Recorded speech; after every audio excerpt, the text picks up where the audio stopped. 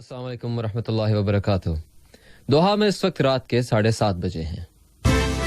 یہ ریڈیو قطر ہے۔ اب آپ شام سے آج کا دوسرا بلیٹن سنیے۔ پہلے ہیڈ لائنز۔ قطر اور کویت دو برادر ملکوں کے درمیان دو طرفہ تعلقات میں مزید اضافہ۔ قطر اور یونائٹڈ کنگڈم آپس میں فوجی تعلقات اور تعاون کو بڑھا رہے ہیں۔ ملک میں کرونا وائرس سے شفا پانے والوں کی تعداد 126,000 کے قریب ہو گئی ہے۔ یمن کی حکومت اور حوثیوں کے درمیان قیدیوں کا تبادلہ ہوا ہے، اور آذربائیجان نے نگورنو کاراباخ ریاست پر چڑھائی کرنے کا اشارہ دے دیا ہے۔ یہ تھی ہیڈ لائنز، اور اب پیش خدمت ہے بلیٹن ان ڈیٹیل۔ قطر اور کویت کے درمیان گہرے برادرانہ تعلقات قائم ہیں، اور دونوں ملکوں کی قیادتوں کے آپس کے تعلقات انہیں مزید فروغ دینے کا ذریعہ ہیں۔ صاحب السمو امیر شیخ تمیم بن حمد آل ثانی نے برادر ملک کویت کے امیر صاحب السمو شیخ نواف الاحمد الجابر الصباح کے نام ایک دستی خط ارسال کیا ہے، اور یہ خط ان تعلقات کو مزید فروغ دینے کے وسائل سے متعلق ہے۔ صاحب السمو امیر کا یہ خط اور نائب وزیر اعظم و وزیر خارجہ شیخ محمد بن عبد الرحمن الثانی کی کویتی اعلیٰ اہلکاروں کے ساتھ ملاقاتیں دونوں برادر ملکوں کے درمیان گہرے اور مضبوط تعلقات اور روابط کی عکاسی کرتے ہیں۔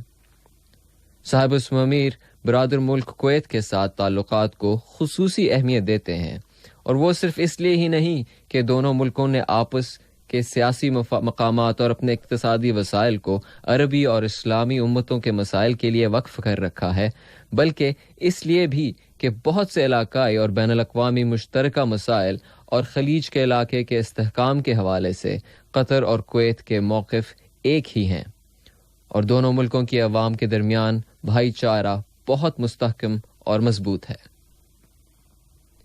نائب وزیر اعظم و وزیر مملکت برائے امور دفاع ڈاکٹر خالد بن محمد العطیہ نے یونائٹڈ کنگڈم کے اپنے حالیہ دورے میں وہاں کے وزیر داخلہ محترمہ پریتی پٹیل کے ساتھ مشترکہ تعاون سے ملاقات، متعدد موضوعات اور اس تعاون کو مزید فروغ دینے کے وسائل پر بات چیت کی ہے۔ نائب وزیر اعظم و وزیر مملکت نے برطانیہ کی وزیر دفاع جناب بین والیس کے ساتھ مل کر برطانوی فضائی اڈے کوننگز بی میں 12ویں جوائنٹ اسکواڈ کے ہیڈ کوارٹرز کا افتتاح کیا ہے۔ تو یہ مذاکرات اور افتتاحی تقریب دوحہ اور لندن کے درمیان گہرے فوجی تعلقات کو ظاہر کرتی ہے۔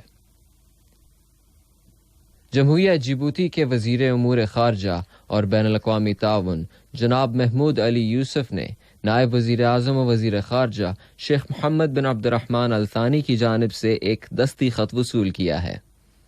یہ خط دونوں ملکوں کے آپس کے تعلقات اور انہیں فروغ دینے کے وسائل سے متعلق ہے۔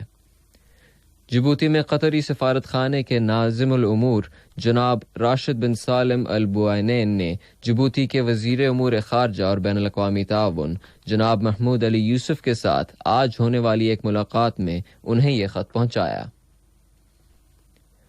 کل جمعے کے دن غذاؤں کا عالمی دن منایا جا رہا ہے، جو ہر سال اکتوبر کی 16 تاریخ کو منایا جاتا ہے۔ وزیر بلدیہ اور ماحولیات انجینئر عبداللہ بن عبدالعزیز بن ترکی السبیعی نے اس دن کی اہمیت کا ذکر کرتے ہوئے کہا ہے کہ قطر اس کی سرزمین پر آباد ہر ایک فرد کو غذا کی فراہمی پر بھرپور توجہ دیتا ہے، جبکہ یہاں کی دانش مند قیادت قدرتی وسائل اور خاص طور پر ایگریکلچر کے شعبے کو فروغ دینے کے لیے اس پر خصوصی توجہ دیتی ہے۔ قطر نے خلیج کی کونسل برائے تعاون کے وزرائے اعلیٰ کی تعلیم کی کمیٹی کے 20ویں اجلاس میں شرکت کی ہے۔ جی سی سی کے سیکریٹریٹ نے ویڈیو کمیونیکیشن کے ذریعے اس اجلاس کے انتظامات کیے تھے۔ وزیر تعلیم و اعلیٰ تعلیم ڈاکٹر محمد بن عبد الواحد الحمادی نے اس اجلاس میں قطر کی نمائندگی کی ہے۔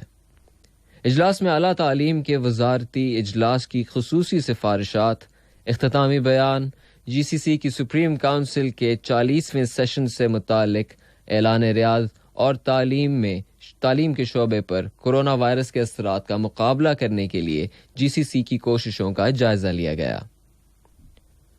وزارت صحت نے اعلان کیا ہے کہ کہ ملک میں گزشتہ 24 گھنٹوں کے دوران کورونا وائرس کے مزید 200 کیسز رجسٹر ہوئے ہیں، جبکہ اس مدت کے دوران شفا پانے والے مریضوں کی تعداد 218 رہی ہے۔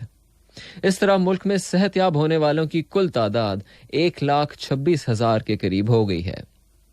شفا یاب ہونے والوں کی تعداد میں اضافہ اس وبا کے خلاف حاصل کی جانے والی اہم کامیابی ہے، اور عالمی سطح پر کورونا وائرس پھیلتا جا رہا ہے، اور دنیا کے کئی ملکوں نے پابندیاں لگانے اور علاقوں کو بند کر دینے کے مرحلے پر ایک مرتبہ پھر عمل شروع کر دیا ہے۔ فرانس کے صدر ایمانوئل میکرون نے ایک مرتبہ پھر اس وبا کے پھیل جانے پر اپنی تشویش کا اظہار کیا ہے، اور زور دے کر کہا ہے کہ ان کا ملک اس صورتحال پر قابو پانے کے لیے متعدد اقدامات کرنے والا ہے۔ آج انٹرنیشنل ریڈ کراس کی نگرانی میں یمن کی حکومت اور حوثیوں کے درمیان قیدیوں کا تبادلہ ہوا ہے۔ اس کے لیے دونوں کے درمیان گزشتہ مہینے سوئٹزرلینڈ میں ایک سمجھوتا طے پایا تھا۔ قیدیوں کے اس تبادلے سے امید باندھی جا رہی ہے کہ اس کے بعد مزید اقدامات بھی ہو سکتے ہیں، اور یوں ایک وقت آ سکتا ہے کہ جب یمن کا یہ بحران ختم ہو جائے گا۔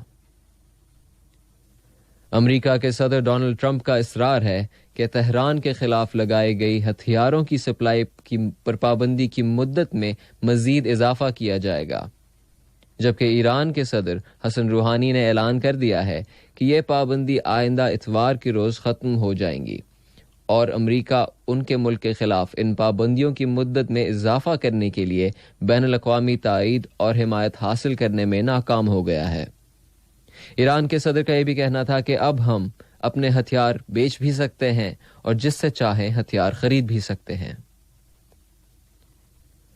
برسلز میں آج یورپی یونین میں شامل ملکوں کی سربراہ کانفرنس شروع ہو گئی ہے، اور اسکیڈول کے مطابق ان ملکوں کے رہنما مختلف مسائل پر بحث کریں گے۔ ان میں سر فہرست کورونا وائرس، بریگزٹ کا بحران، بحر روم کے مشرقی حصے میں یونان اور ترکی کے درمیان پائے جانے والے اختلافات اور موسمیاتی تبدیلی کا مسئلہ ہے۔ آذربائیجان اور آرمینیا کے درمیان ناگورنو کاراباخ ریاست میں جھڑپوں کا سلسلہ جاری ہے۔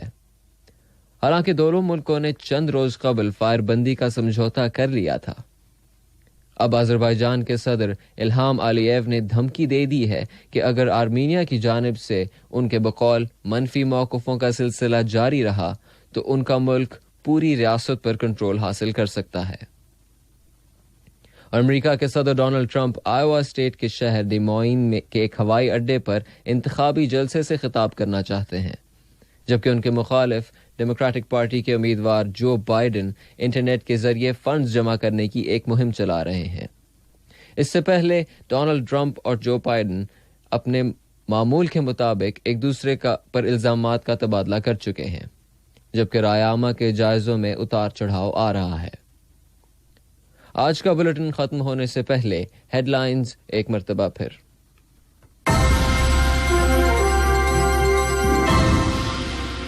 قطر اور کویت دو برادر ملکوں کے درمیان دو طرفہ تعلقات میں مزید اضافہ۔ قطر اور یونائٹڈ کنگڈم آپس میں فوجی تعلقات اور تعاون کو بڑھا رہے ہیں۔ ملک میں کرونا وائرس سے شفا پانے والوں کی تعداد 1,26,000 کے قریب ہو گئی ہے۔ یمن کی حکومت اور حوثیوں کے درمیان قیدیوں کا تبادلہ ہوا ہے، اور آذربائیجان نے ناگورنو کاراباخ ریاست پر چڑھائی کرنے کا اشارہ دے دیا ہے۔